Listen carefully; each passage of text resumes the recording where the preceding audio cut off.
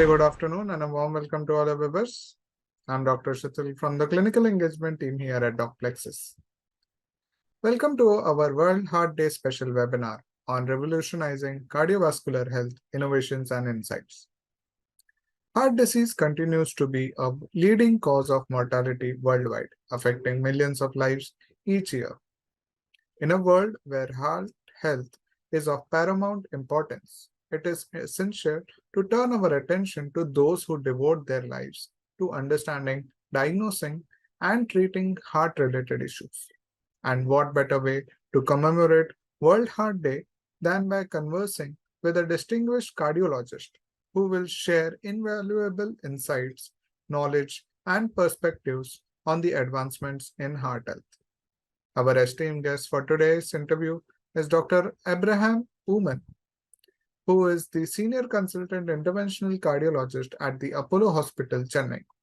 Dr. Abraham, with over 20 years of experience, has an expertise in cardiac surgery, preventive cardiology, interventional cardiology, rheumatic heart disease, and lipidology. He is the current president of the Heart Failure Association of India. Dr. Oomman has presented several papers in the American Heart Association and the European Society of Cardiology scientific sessions. We welcome you, Dr. Abraham, and let us begin this interview. So, my first question to you is, what recent advancements or breakthroughs in cardiology research have caught your attention, and how do you think they might impact our practice? Thank you very much. These are exciting times for cardiology. Lot of progress in the clinical field, in the research field, and the commonest the things with the maximum short-term potential for change is artificial intelligence. So, like we can using artificial intelligence for guiding therapy and reaching out to more people, trying to find out the cardiac function from ECG, from a simple echo or simple transducer with the patient himself or herself can put on their chest, or even disease algorithms. All these things are possible. So in the recently concluded European Society of Cardiology meeting also, the maximum number of talks were on, or there were a good number of talks on artificial intelligence. That is something which I think is going to change the practice. Second thing is the therapeutics. So I usually coin a mnemonic. I did.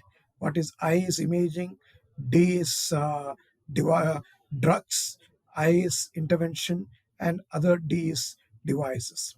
So from imaging point of view, like the cardiac MR has improved by leaps and bounds, and even intracoronary imaging, the OCTs, imaging guided therapies, all have improved, and we have got more and more data so that we are more confident in our work.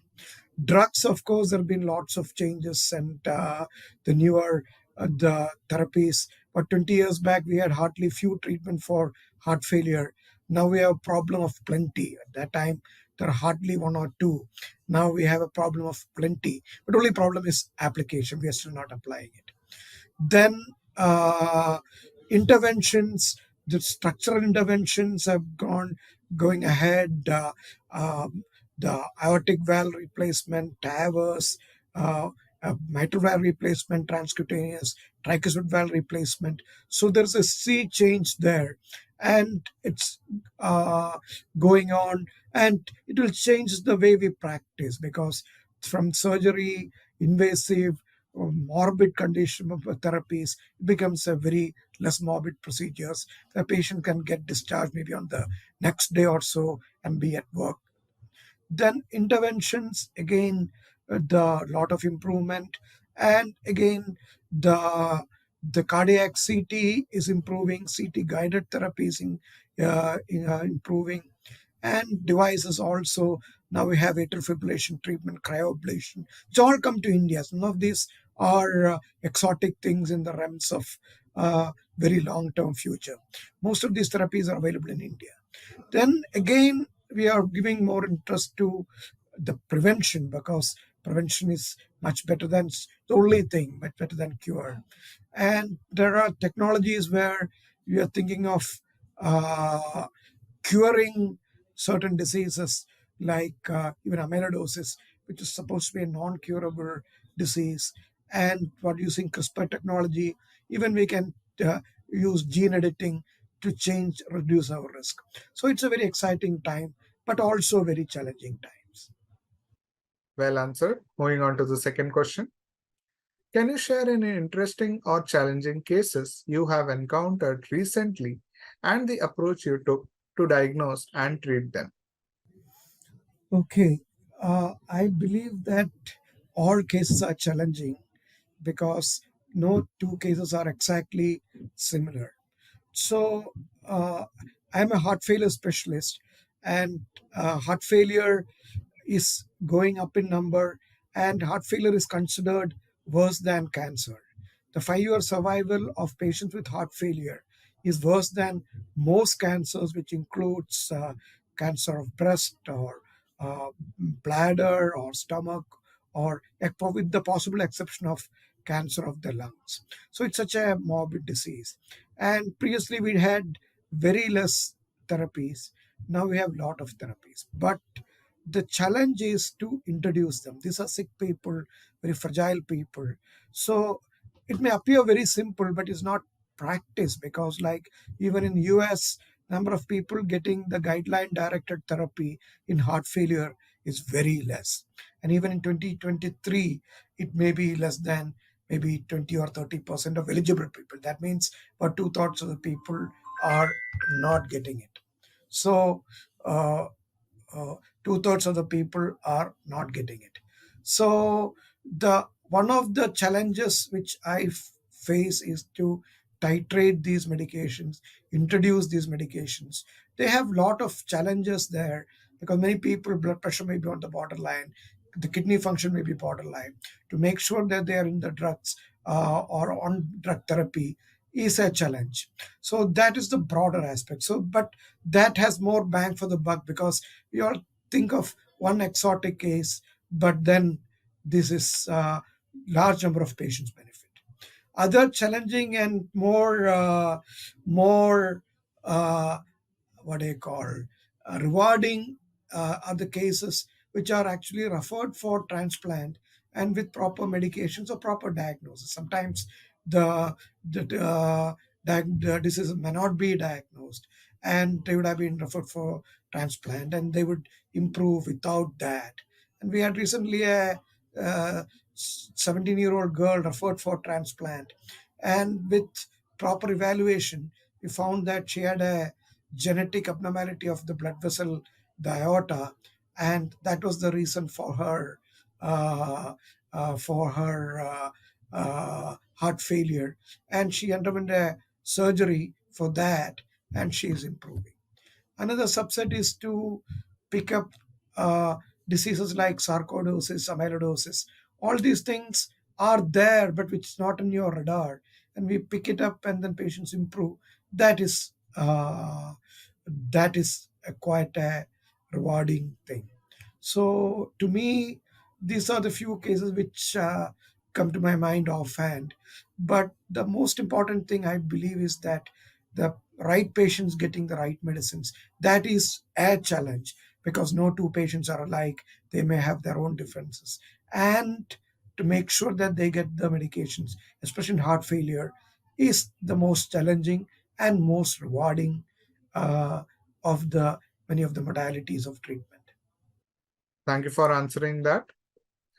My third question to you is, what strategies or interventions have you found effective in promoting heart health and preventing cardiovascular disease in your patients? So, when you say interventions in preventive or promoting health awareness, that includes in the multiple things. So, the person who is maximally interested is the patient himself. So, the patient education, the easiest set of patients to be educated and the awareness to be spread is the patient themselves. And the best time is pre-discharge. When they're very sick, there is no point in talking to them, but we should tell in a balanced way. Because one of the challenges which which we face is that patients, suppose patient came with a heart attack and an angioplasty is done in times. The doctor might have got up at 2 a.m. in the morning and did a wonderful angioplasty, but the patient thinks that they are cured and they don't take any more precautions, or they think that over, that is done with. But actually we are only the disease itself may be progressing, and if they do not take proper care, they may be getting recurrence of disease. Is uh, is a common challenge I have faced, because people think that once an angioplasty or bypass is done, it's everything is fine. And sometimes other way around also, people with multiple risk factors, but they are smokers, and then they come and get an angiogram done. Angiogram may not show any critical blocks, and they're very happy, and then they continue on the wrong path. So the patient should be educated. Then the next important person is the caregivers, because we generally forget the role of caregivers. They have like a lot of doubt there, and it's challenging for them. In India, they are the spouses or the children, and they may have their own challenges, the economic challenges, the time challenges, and they may have common doubts of what to give, what to feed, how much to exercise. All those things are, so that comes from one-to-one interaction with the patient, as well as the relatives. When you go in a broader spectrum, we can have disease awareness. So disease awareness also, we have disease awareness weeks like World Heart Day, or heart failure, we have disease awareness months all over the in Europe as well as in India. So we try to educate a more bigger pool of people about the disease, how to prevent that, and if you have already have the things, what is the prognosis, how to live well with that disease. So that is, again, that can be done in the hospital, in a other a small group of 30-40 people. Then there is what is the mass media, which includes social media, internet. But internet, like artificial intelligence, is a double-edged weapon or double-edged sword, so that the correct message should go, because people would like to hear what they want to hear, and they may not absorb unpalatable truths. So that has to be balanced. That is one of the, again, challenges. Then and it has to be without any biases. There will be individual bias, personal bias, that has to be sorted out. So now with smartphones, people have access to knowledge, but correct knowledge in the correct way is the most important thing. And again, with other mass media like televisions or uh, Instagrams, or all those things are quite useful, especially in the younger generation. That was excellently put. My next question to you is, how do you stay updated with the latest guidelines and recommendations from professional organizations? Okay. uh, like there are only few certainties in life. One is obviously death, next is taxes, and third is what you call change. You have to continuously change, because everything evolves. I remember a time when TV was practically the rarity. There were no smartphones, but things evolved. So unless you get updated, if you are in the right direction, you will be left behind. Not only as a medical professional, not only that you'll be left behind, your patients also may get suboptimal treatment. So first thing is that you have to be amenable to change, and amenable, that comes out of knowledge. How do you get knowledge?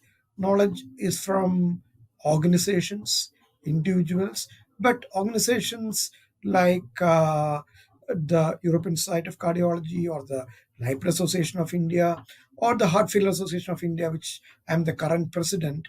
We all try to educate, and we don't look of our from HFI policy. we have a very broad-based approach. Broad-based means we try to educate regarding a disease first, then the molecule, then maybe a particular drug. So the knowledge comes from, for me personally, for being the fellow of many of the international organizations like American College of Cardiology, European Society of Cardiology, and there is a lot of give and take. It's not what do you call silos or compartmentalized medicine anymore. So, for example, Heart Failure Association of India has formal the MOUs with both European Society of Cardiology, also as well with the Heart Failure Society of America. So we exchange knowledge. Our people go there, they come here, and we try to educate ourselves. And for most importantly, from an Indian context, what can be done, and then in an Indian context. For example, Indians get diseases much earlier. Heart attack occurs at least 1 or 2 decades earlier. So the heart failure also occurs about one or 2 decades earlier. So how to tackle these younger people? What are the unique problems within the Indian population, and what are the guidelines? So guidelines are like signposts which guides our direction of treatment. It's not that's written on stone, but so, and it keeps on changing. So unless we know the newer advancement, our patients may not benefit. So we keep updated. For example, if you can ask me in the personal ways, Heart Failure Association of India, we do multiple programs. We do programs the national level, the regional level, the local level, online programs, the physician education programs, nurse education programs, because they are all important part of the paramedics programs. So we do multiple programs so that the doctors and the caregivers get benefited.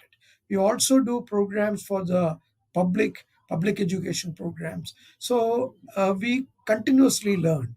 We also learn from the other specialities, because we learn from, because no disease, nobody is unique. So like or the specialty. So the nephrologist, the kidney patient may have heart failure patient may have kidney failure. So we sit and talk and make guide consensus statements. So these are the multiple ways in which we upgrade ourselves or make up ourselves up to date. Of course, now with the easy availability of knowledge through the internet, that also is another way of acquiring knowledge. Well said.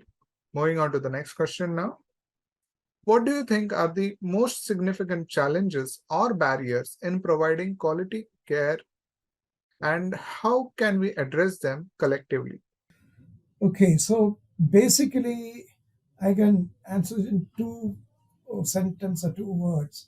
One is inertia, second is lack of focus on prevention. So, first, the inertia. Inertia is that it can be from the physician point of view, doctor point of view, or even the patient point of view. The physician point of view, people think that okay, the patient looks fine, patient is all right, so we need not escalate, we should not add, or it may add to the cost of the medicine, so forget about it, patient is fine. That is physician inertia. And that's what I said before. The guideline directed medical therapy, there are 4 pillars of treatment of heart failure, and nearly 50 to 60, even more percentage of patients do not get them. And with India, the cost has come down dramatically. So it is no longer a question of cost. But still, many people who deserve do not get it. Partly it's because of fixed inertia. And again, there is like if the patient, the, the defensive attitude that let there not be any side effects is considered as a failure of the from the doctor's perspective, which is not, because everything has got its own good and bad. So that is the inertia from the physician side. There's inertia from the patient side. For example, somebody gets a heart attack, he got angioplasty, they take medicine for some time, they feel good, they stop the medicine. Or non scientific data which looks fine and looks attractive, and go with that, and that is a major challenge, and which is, it may come from different sources, but again that is a challenge. People follow that and end up with problems. So inertia from both the physician side and the patient side is huge. Also, the uh, lack of importance given for preventive policies. Again, that the people who are responsible comes from the policymakers to the doctors to the patients. Everybody is involved in some way. But we no doctor gets thanked for a disease prevented. But somebody gets a heart attack, we do angioplasty, everyone will be very thankful. But preventing is the whole thing. It is not more than cure, it is the entire thing. Because once a disease is prevented, the whole the approach changes. So prevention is apparently simple things, but we do not do it very well, which includes control of diabetes, lifestyle, hypertension, stopping of smoking, pollution, reduction of pollution, stress levels, weight reduction, good sleep. These are all very important cogs, and these are all practical things also. If we control these, the common 5 to 10 risk factors, then 90% of the heart attacks can be prevented. But once it gets in, it cannot be cured. There is, as of now, no cure to heart attack nor blocks. Angioplasty is a partial measure, it's not a cure. Bypass is also the same. So people think that they are cured, but they are not, because we are treating the effect of the disease, not the cause of the disease. So the prevention, like the lifestyle management, is episodic. It becomes sometimes uh, uh, uh, tainted with or colored with ignorance or poor knowledge from poor sources, so that people may overdo or underdo things. So that is how things are. So to me, the challenges are inertia and lack of importance given to prevention. Thank you for answering that. My next question to you is, could you share some insights on importance of lifestyle modifications, including diet and exercise, in managing cardiovascular risk factors? Lifestyle modification is very important because that starts from a very young age. Lifestyle modification is not something you start after reaching middle age or you retire, and then it should be, the first point is lifestyle modification should start from childhood.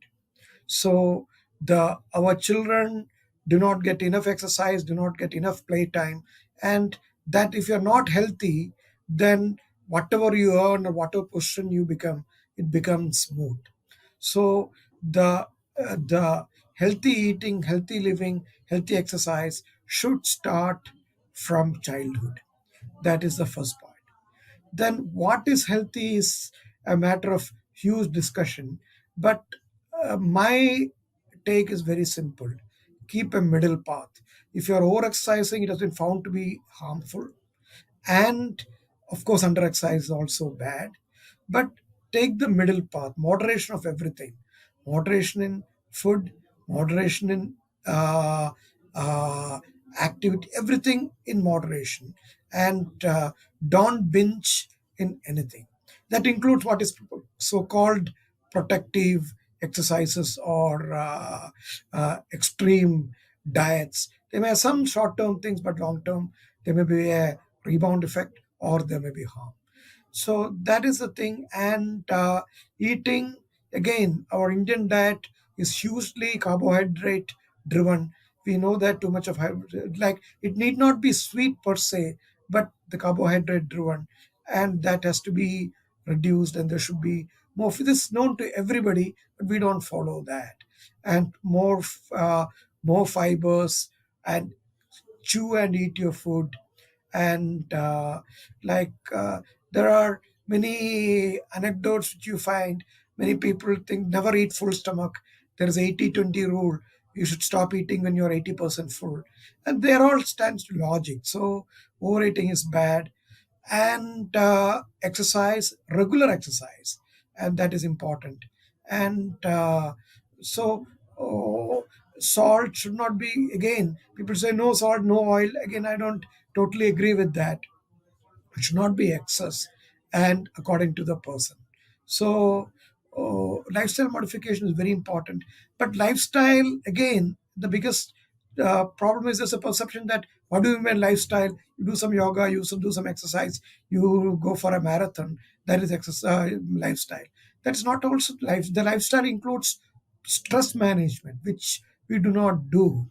Sleep is a very very important thing, and which we do not do. And we have, and even noise management, noise pollution can produce things, danger.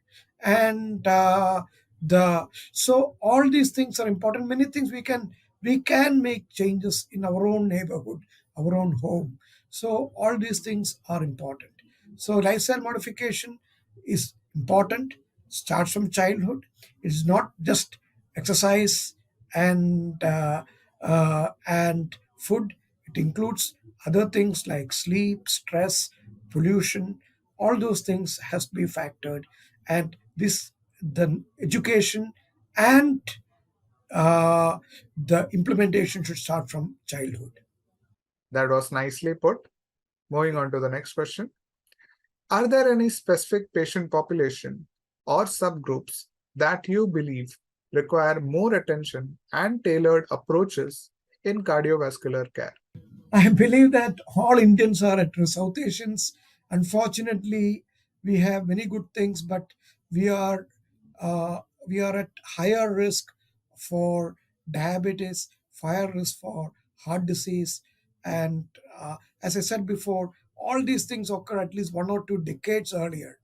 And this is a, major problem, because we all think that we would have heard that we have a demographic advantage. We have younger people, Indians are younger, but if you have younger and sicker population, that becomes a huge burden to society. So that's what's happening here. So as I said, the South Asians or Indians, we are at higher risk. We have higher diabetes, higher blood pressure, higher cholesterol, and we even have higher genetic cholesterol called lipoprotein little, which is called as ugly cholesterol. And our Lipid Association of India and all everybody mandates that if people should at least once in their lifetime these tests starting from the age of 18, but it's hardly done. So more the risk factor, being a South Asian or Indian itself a risk factor. And when the other risk factors increase, our the quantum of risk also increases. For example, if you are a sedentary person and with all the other lifestyle problems, then you get obesity, then you get diabetes and hypertension. And this is a sure shot thing leading on to heart attack.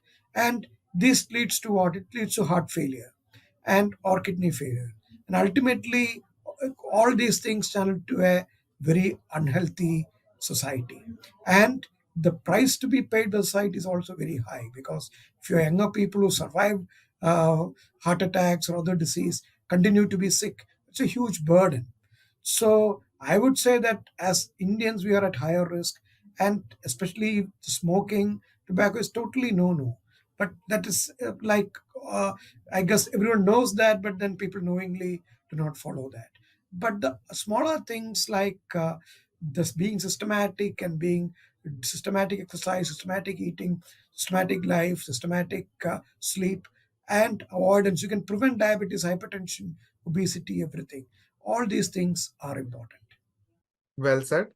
My next question to you is, what are the thoughts on the role of telemedicine in cardiology and how do you see it evolving in the coming years? Telemedicine, as I started, I said about artificial intelligence and the digital medicine, all these are interrelated. And that has been a great advantage in reaching a lot of people. And so telemedicine has come, especially it became boomed in popularity after COVID.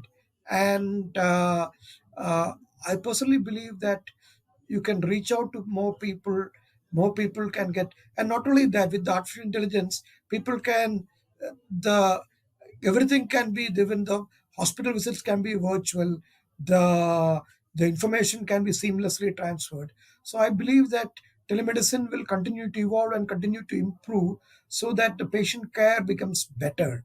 And again, one of the important thing is the telemedicine is an important tool both in primary prevention where the disease has not yet occurred, as well if you have risk factors, but also after an event and continuous follow up, that is, and making sure adherence becomes better with more frequent utilization of telemedicine.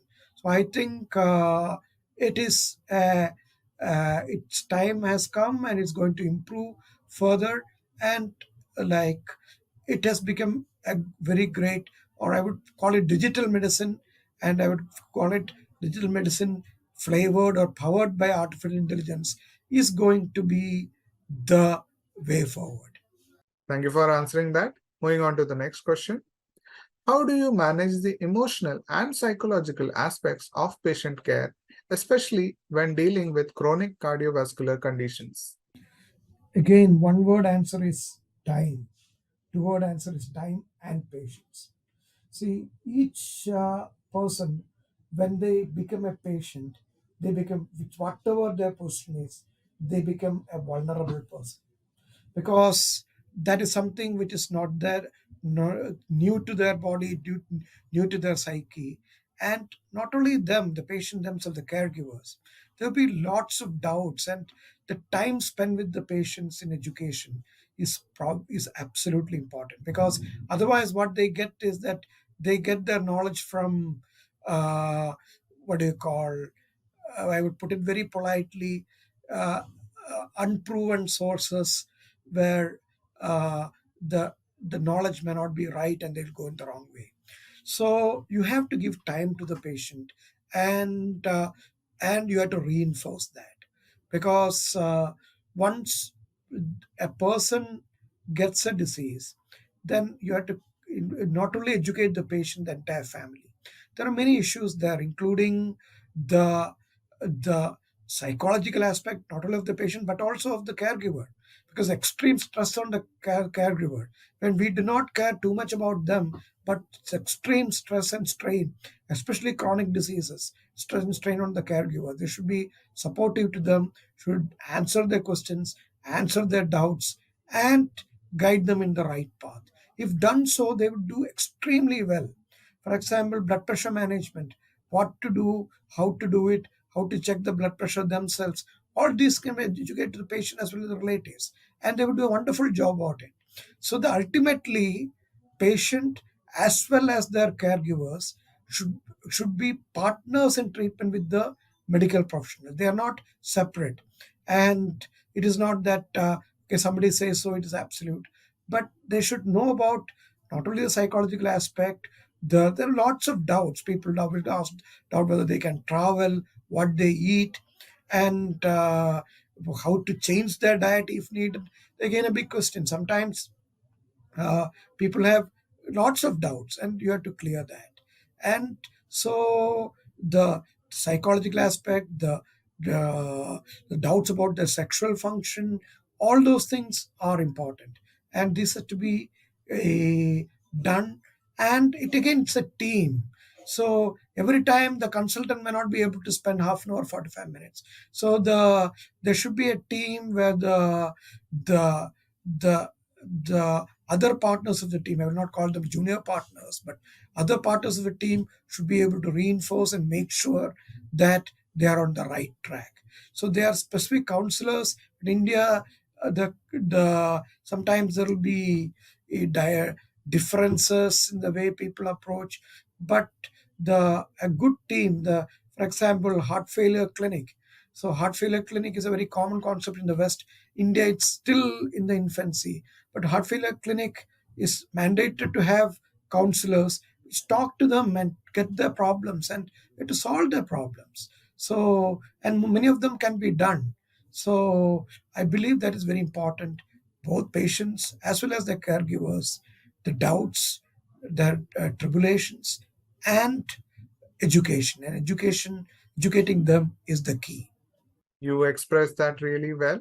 My next question to you is, in the context of World Heart Day, what initiatives or activities do you think would be most effective in raising awareness about the heart health and preventing heart disease in our community?